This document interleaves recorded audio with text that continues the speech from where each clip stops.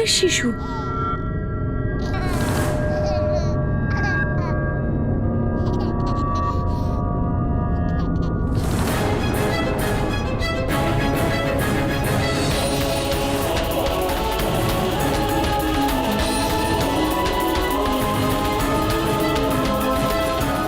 এটা কেমন স্বপ্ননাথ?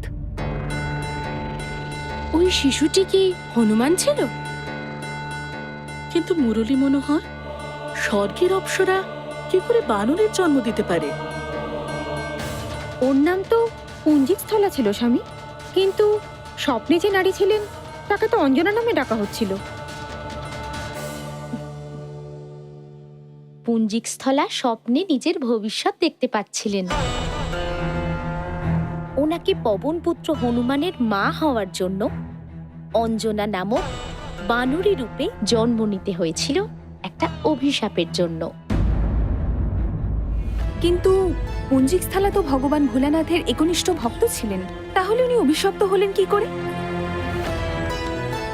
আর অভিশাপ দিলেও কে দিল?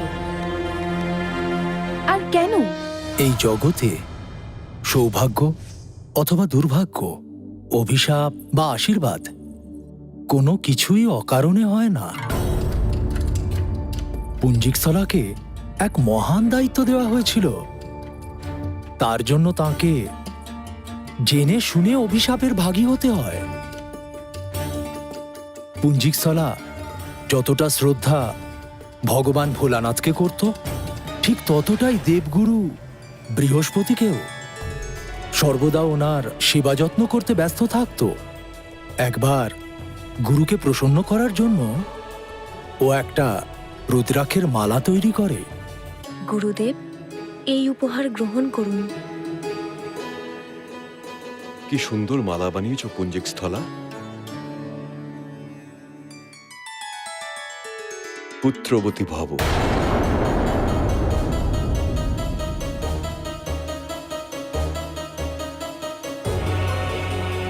গুরুদেব, আমাকে একই আশীর্বাদ দিলেন আপনি। আমি নিজেই অবাক হচ্ছি পুত্রী, হঠাৎ আমার মুখ থেকে এমন শব্দ কেন উচ্চারিত হল? নিশ্চিত রূপে দেবী প্রেরণার কারণেই এমনটা হয়েছে। কিন্তু গুরুদেব, আমি তো একজন অপ্সরা, আর অপ্সরারা কোনোদিনও মা হতে পারে না। এটা আমি জানি না পুত্রী, আমার মুখ থেকে এমন আশীর্বাদ কেন বেরোল, কিন্তু এতে আশ্চর্য আর কিচ্ছু নেই। তুমিও ভগবান শঙ্কর, জগৎ জননী মাতা পার্বতীর আশীর্বাদে এক পুত্রের মা হবে। তোমার পুত্র পরম জ্ঞানী, মহাবলী, সর্বগুণ সম্পন্ন, অজেয় আর অভয় হবে। ত্রিভুবনে তার যশ আর খ্যাতির গুণগান করা হবে। এই রুদ্রাক্ষমালা যাত্রা সবে শুরু হয়েছে। কিছুদিন কেটে গেল। পুঞ্জিকস্থলা নিজের স্বর্গের জীবনে এই ঘটনার কথা প্রায় ভুলতে বসেছিল। তারপর একদিন পুঞ্জিকস্থলা নিজের সখীদের নিয়ে আকাশ ভ্রমণ করবার জন্য পৃথিবীর দিকে রওনা দিল।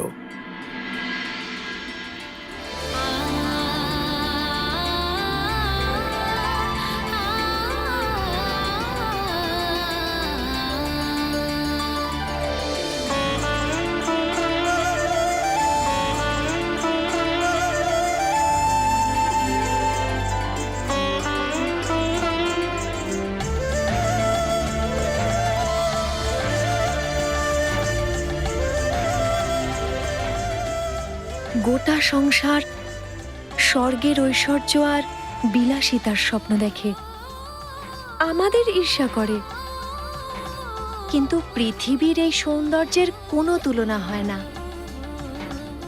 এখানে প্রতি মুহূর্তে এক নতুন দৃশ্য, নতুন রং, এক নতুন ভাব।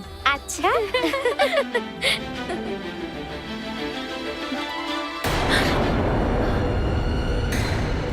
আরে, এটা কি হলো?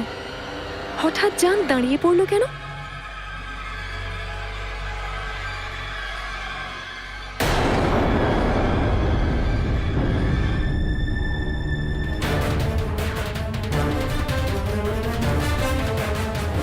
যান, যদি এগোতে না পারো তাহলে আমাদের নিচে নিয়ে চলো।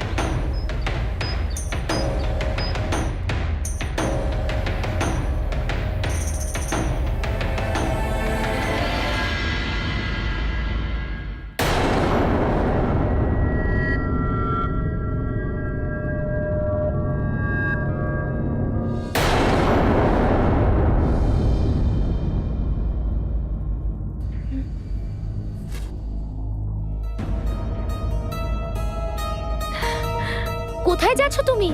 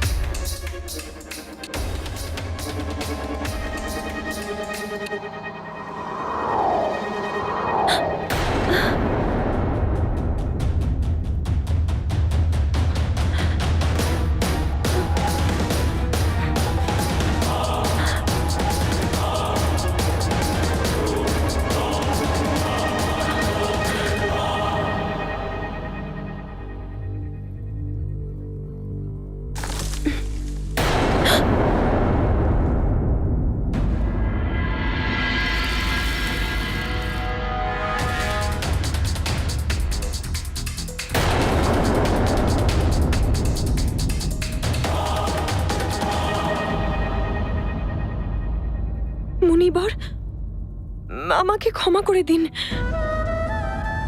আমি আমি আমি ওই বানরের আকৃতি দেখে,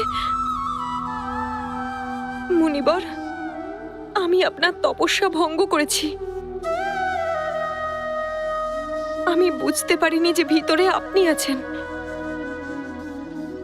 মাটির স্তূপের মধ্যে আমি বানর আকৃতি দেখতে পাচ্ছিলাম, তাই বানর, বানর বাইরে নয়, তোর অন্তরে আছে। তোর মধ্যেই রয়েছে বানরের মতো চঞ্চলতা। যা, তুইও বানরিতে পরিণত হবি।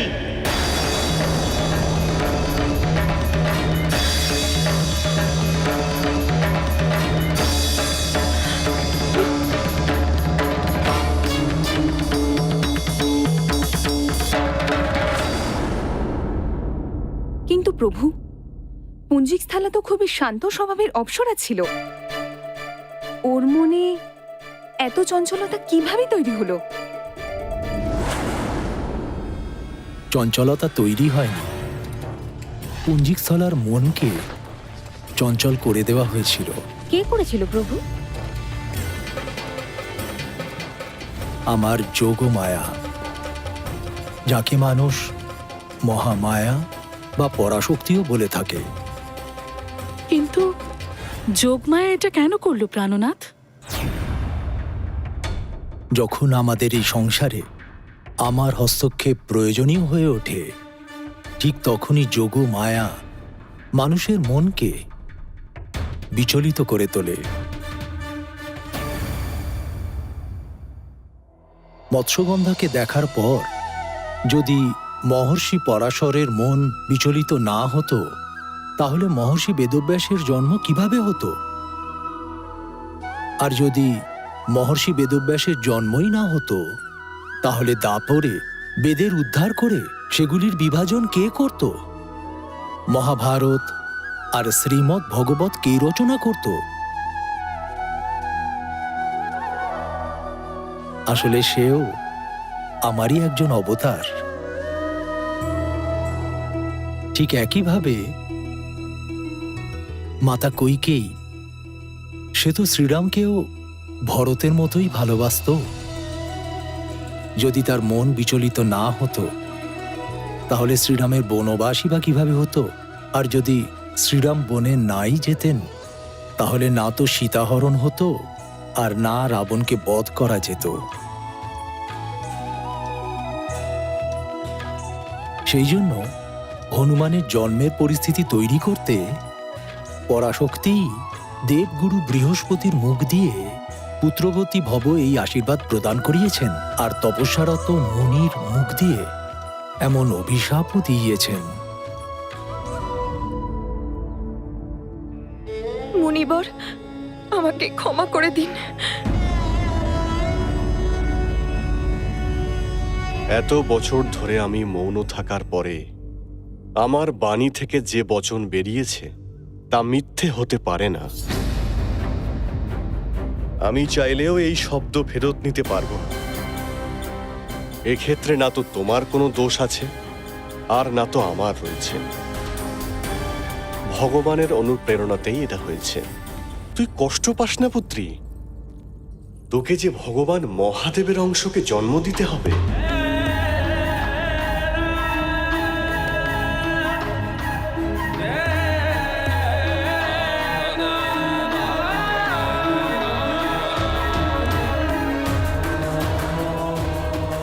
এর বেশ কিছু বছর পরে তুই তোর অপ্সরা রূপ পুনরায় ফিরে পাবি, আর তুই স্বর্গেও ফিরে যেতে পারবি।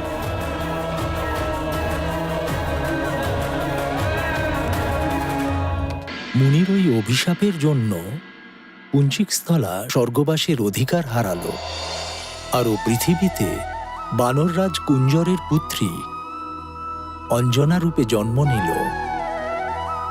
বানররাজ কুঞ্জরের গৃহে যথারীতি অঞ্জনার লালন পালন শুরু হল।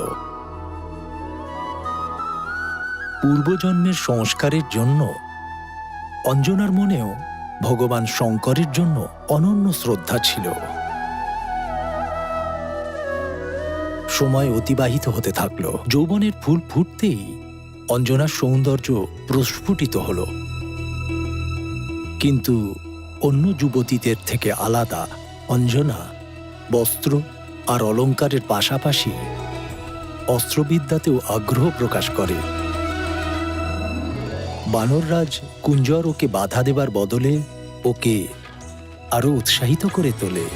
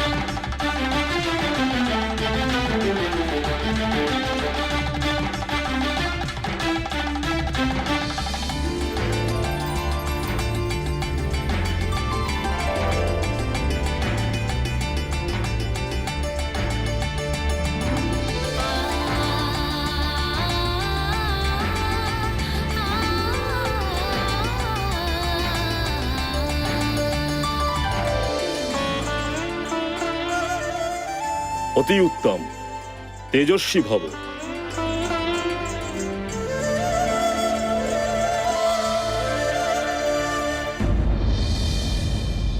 অনেক ভেবে চিনতে পুঞ্চিকস্থলাকে হনুমানের জননী রূপে নির্বাচন করা হয়েছিল, কিন্তু তখনও ভগবান ভোলা শঙ্করের অংশের ভার বহন করতে সক্ষম ছিল না। অনেক পরীক্ষা পেরোনোর পর অঞ্জনাকে তবে যোগ্য হয়ে উঠতে হতো। সেই উদ্দেশ্যেই ওর জীবনে বিচিত্র সব ঘটনা ঘটতে শুরু করে। আর একবার অঞ্জনা নিজের সখীদের সঙ্গে নিকটবর্তী এক বনে প্রমোদ ভ্রমণ করতে গেছিল।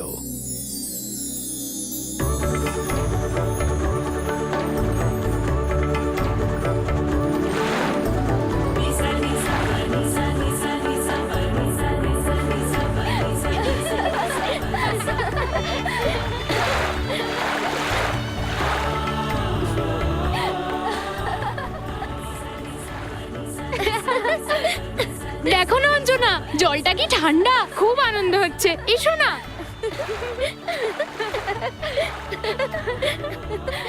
এসো না, এসো না অঞ্জনা।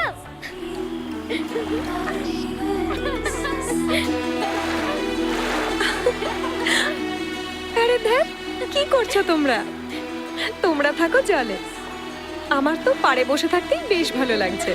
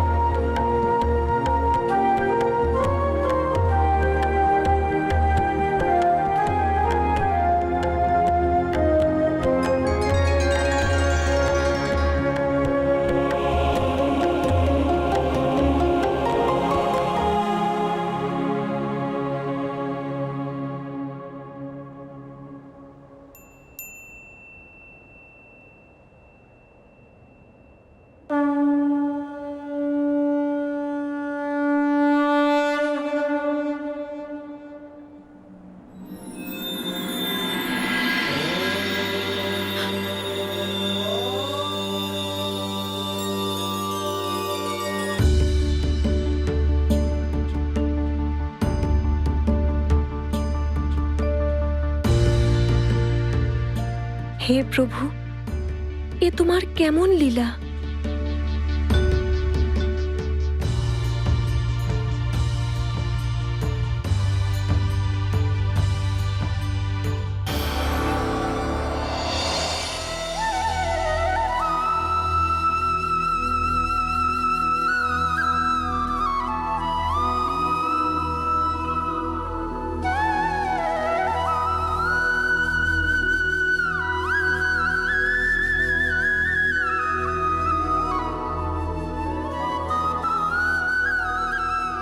আপনি আমাদের কষ্ট দিচ্ছেন মুরলীধর।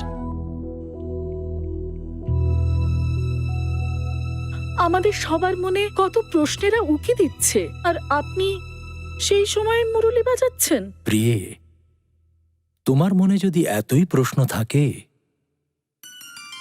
তাহলে শোনো। মহাদেবের অংশ জন্মের আগেই অঞ্জনার পথপ্রদর্শন করাচ্ছিল। মানুষের ভাগ্য অর্থাৎ তার জীবনে ঘটতে চলা ঘটনাবলী জন্মের আগেই ঠিক করা হয়, আর স্বেচ্ছায় হোক বা অনিচ্ছায় সমস্ত প্রাণী নিজের ভাগ্যের দিকে আকর্ষিত হতে থাকে। অঞ্জনার জীবনে শুধুমাত্র একটাই উদ্দেশ্য ছিল, মহাদেবের অংশ মহাবলী হনুমানের জননী হওয়া। বলা যেতে পারে ছোট্ট হনুমানের প্রতিচ্ছবি হয়ে ভাগ্য নিজেই অঞ্জনাকে এক বিশেষ দিকে টেনে নিয়ে যাচ্ছিল। তাহলে ওই বনে আর কি হলো প্রভু?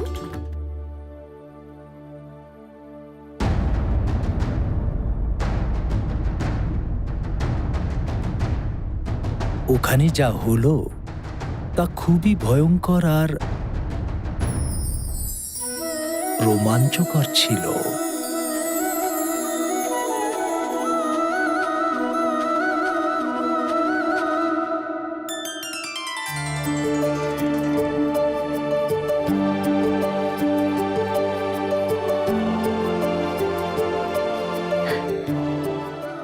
আবার যদি দেখতে পাই তাহলে ওর কান ধরে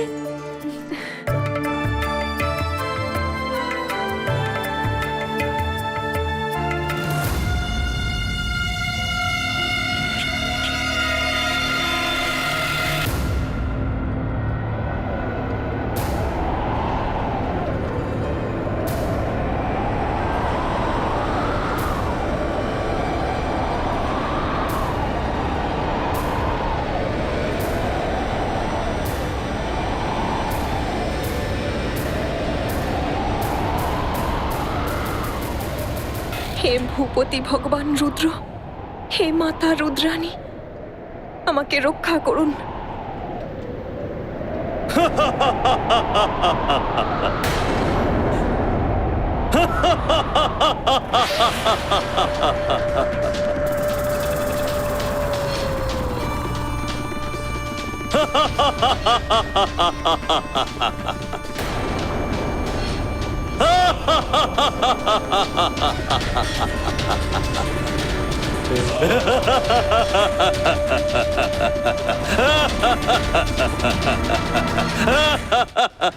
হে রুদ্র রক্ষা করুন, হে বীরভদ্র রক্ষা করুন, রক্ষা করুন। শুম্ভ সাধনের হাত থেকে তোমায় শুধু শুম্ভ সাধনী রক্ষা করতে পারে সুন্দরী।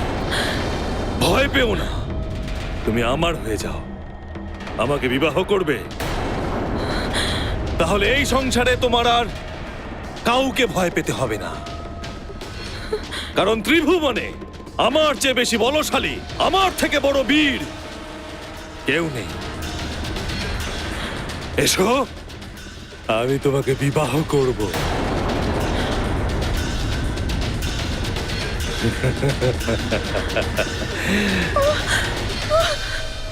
পালিয়ে কোথায় যাবে?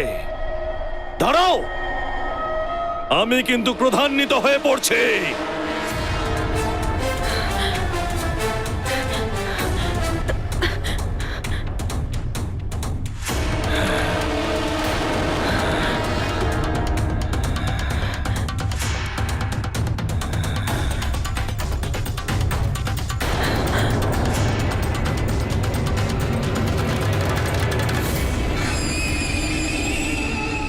পালিয়ে যাবে কোথায়?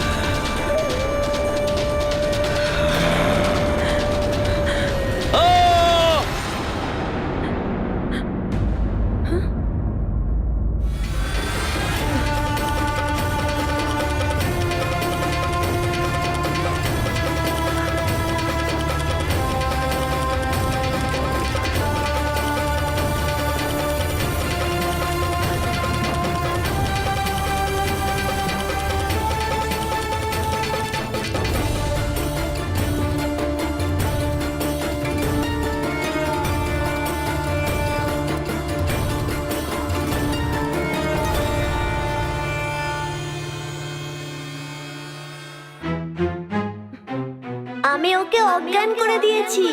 তুমি চলে যাও এখান থেকে। উত্তরের দিকে একটা রাস্তা চলে গেছে।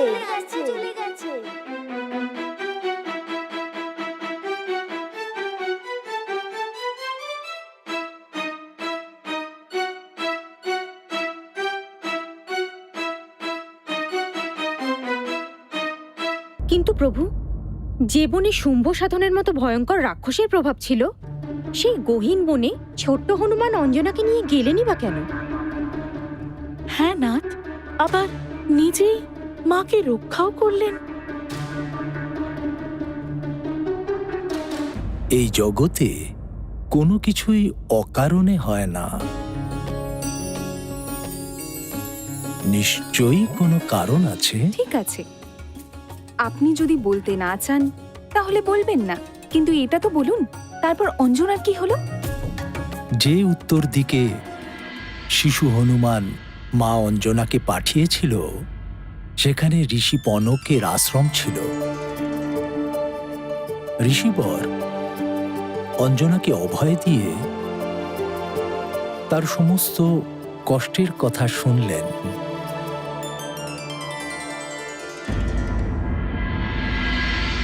শুম্ভ সাধনের উৎপাতে এখানে সবাই অতিষ্ঠ হয়ে উঠেছে। ওকে বধ করবার জন্য অনেক যোদ্ধারাই চেষ্টা করেছে, কিন্তু এই রাক্ষস খুবই শক্তিশালী। অনেকেই ওই রাক্ষসের খাদ্যে পরিণত হয়েছে।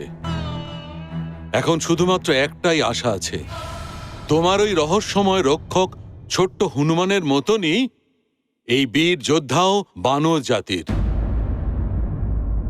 বানর রাজ কেশরী। এখন ওনার সফলতাই আমাদের সুরক্ষা দেবে।